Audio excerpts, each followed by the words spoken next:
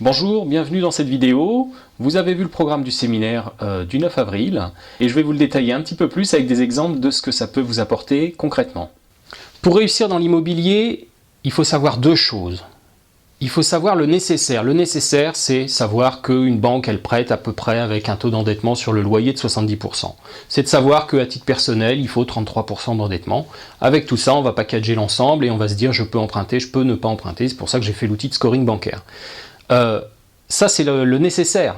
À la suite de ça, il faut connaître l'indispensable. Et l'indispensable, c'est ce que les gens ne savent pas. L'indispensable, c'est savoir prévoir des choses au compromis de vente, savoir prévoir des clauses de désistement, savoir anticiper certaines choses concernant l'obtention de travaux, l'obtention d'accords de travaux, etc. Ça va être, par exemple, évidemment, encore une fois, de prévoir la vacance locative, de prévoir les charges, d'anticiper les charges de copro. Ça va être de savoir que les travaux dans la copro sont prévus ou ne sont pas prévus et les anticiper aussi en termes de trésorerie. Et ça va être encore une fois de prévoir la fiscalité. Ça va être aussi de prévoir la transmission d'un bien. Je vais vendre, je vais donner à mes enfants, je prévois mon décès. Tout ça, ça se prépare et ça nécessite évidemment des connaissances techniques. Donc on va développer ce séminaire en trois axes. D'abord, votre projet. Ensuite, la banque, et ensuite, la fiscalité. Ça va être les trois grands thèmes de la journée. Le projet, c'est quoi? C'est l'élaboration d'un projet, on part de zéro, on a ou pas un apport, on veut investir dans le locatif, on sait comment ou on ne sait pas comment. Si on sait comment, très bien, on va apprendre à améliorer l'élaboration de ce projet, la mise en place du projet, on va adapter la façon de le financer, la façon de louer, à notre situation personnelle, familiale, fiscale, et en faisant évidemment très attention à ne pas tomber dans tous les pièges qui peuvent se présenter à un acquéreur immobilier. Par exemple, un agent immobilier qui annonce des loyers charges incluses. Par exemple, un agent immobilier, je viens de voir le cas là hier, je ferai une prochaine vidéo avec ces éléments-là. L'agent immobilier remet un magnifique tableau où on a un cash flow positif de 600 €. La cliente m'appelle et on se trouve avec un cash flow négatif de 300 € par mois. Donc évidemment, il avait malencontreusement oublié la fiscalité. On est sur quelqu'un qui est dans la tranche à 30% et on a 10 000 € d'écart entre l'annoncé et le réel, déjà en vitesse de croisière où tout va bien. Donc ça, c'est la première chose, ne pas tomber dans les pièges qu'on nous tend et savoir soi-même les détecter, savoir soi-même monter un projet qui tient la route. Évidemment, savoir faire ça, ça nécessite de l'expérience, ça nécessite éventuellement du temps pour apprendre. Moi, ce que je vous propose avec ce séminaire, c'est d'acquérir les connaissances, la maîtrise de ce qu'il faut savoir, parce que c'est un temps que vous allez pouvoir gagner sur les recherches d'investissement, parce que vous n'irez pas faire des recherches d'investissement sur des produits que vous ne pouvez pas financer ou sur des produits qui sont clairement pas adaptés à votre projet. Vous allez aussi, avec ce premier chapitre, apprendre à faire un montage financier qui tient la route. Savoir positionner la durée, savoir positionner le niveau de l'apport, anticiper les travaux. Est-ce qu'il faut faire les travaux tout de suite? Est-ce qu'il faut les faire l'année prochaine? Est-ce qu'il faut les étaler dans le temps? Tout ça, c'est des questions qu'on me pose, qui sont légitimes. Et évidemment, il n'y a pas de réponse universelle, parce que moi, j'ai pas de solution miracle dans l'immobilier. Chacun doit investir en fonction de sa situation. Il y en a qui arrivent à investir plus que ce qu'ils pensaient investir au départ en écoutant un petit peu mes conseils, mais il y en a qui vont se satisfaire d'un petit studio ou d'un petit T3, et ce sera très bien parce que c'est leur projet, il n'y a pas à juger. On a un projet avec 3 immeubles, on a un projet avec 3 immeubles. Par contre, ces projets, on va les monter comme il faut. Maintenant, monter un projet tout seul dans son coin, c'est très bien, mais quand le banquier dit oui, c'est encore mieux. C'est pour ça que j'ai prévu un chapitre banque, parce qu'il faut savoir la réalité économique qui se cache derrière notre conseiller financier. Vous savez qu'il y a eu la dette grecque, la crise de la dette, vous savez qu'il y a eu la crise des subprimes, tout ça, ça entraîne des conséquences, on va dire macroéconomiques au niveau du secteur bancaire et de l'assurance. Je suis courtier en assurance, donc je sais un petit peu de quoi je parle. Quand on parle d'assurance vie, quand on vous parle d'un placement, généralement, il y a une arrière-pensée derrière. Moi, je travaille pas comme ça, mais toutes les banques travaillent comme ça.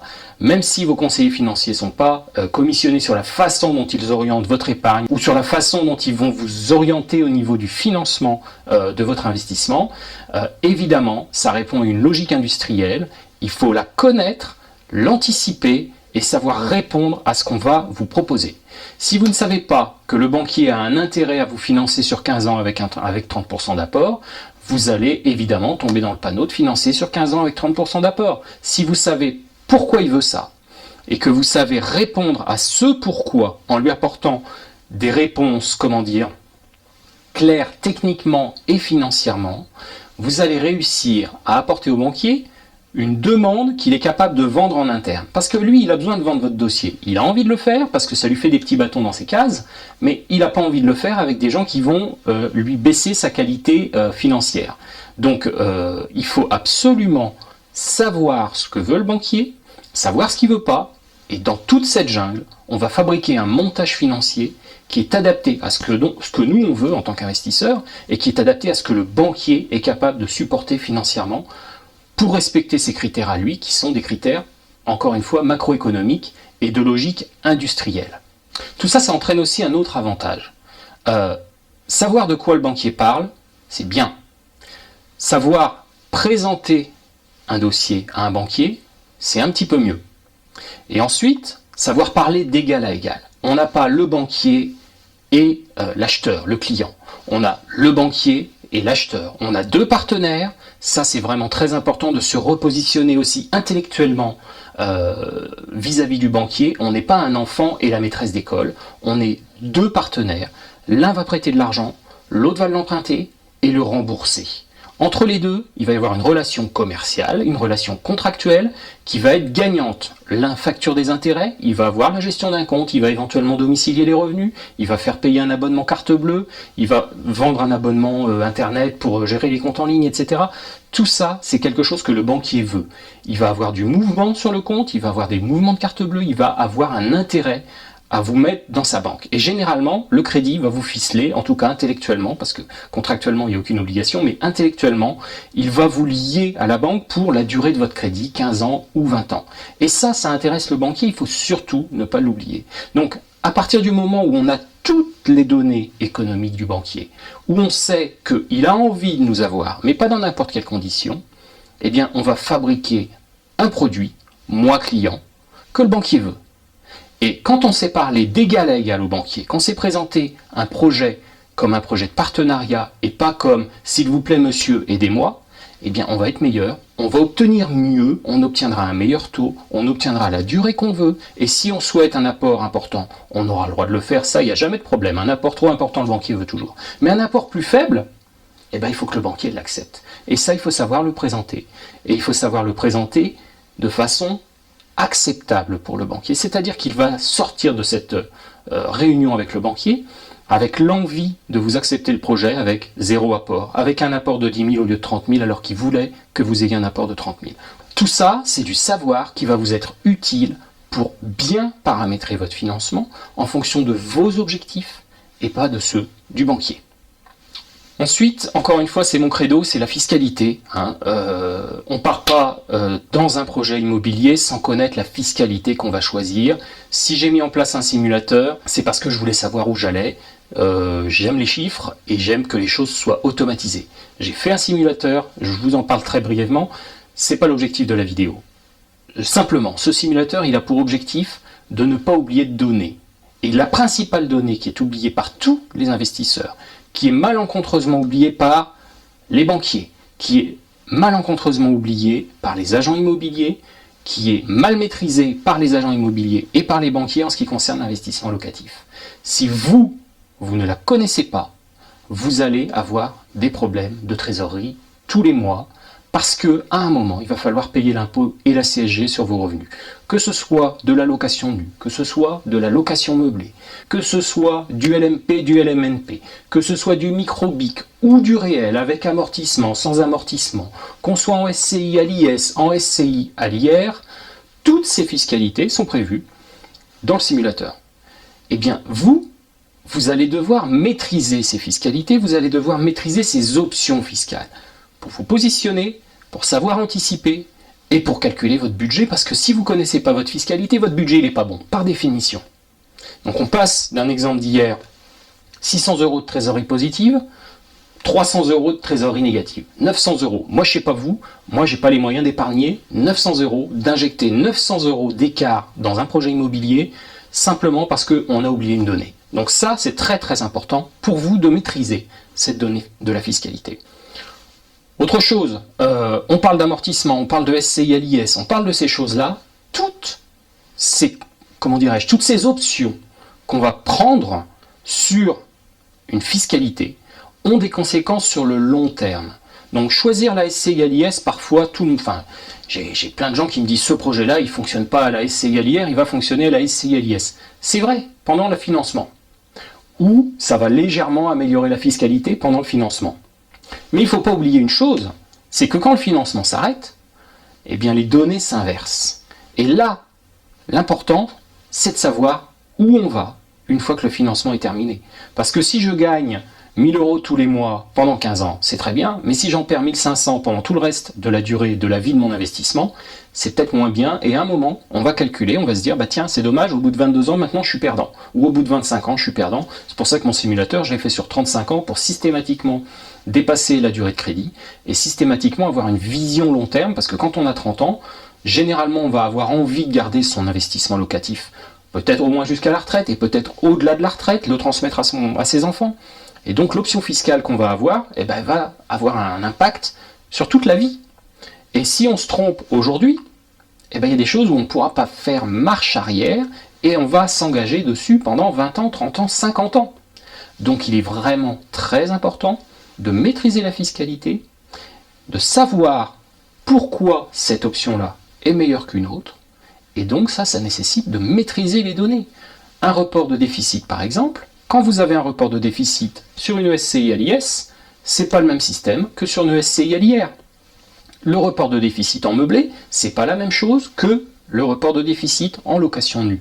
Et bien tout ça, ça a évidemment des conséquences sur la façon dont on va manager le financement, dont on va manager le projet en termes d'investissement, de travaux, d'étalement des travaux. Et tout ça, c'est des choses qu'il faut savoir pour prendre les bonnes décisions. Donc on a vu ce séminaire, il y a 3 axes. Le projet, la banque, la fiscalité.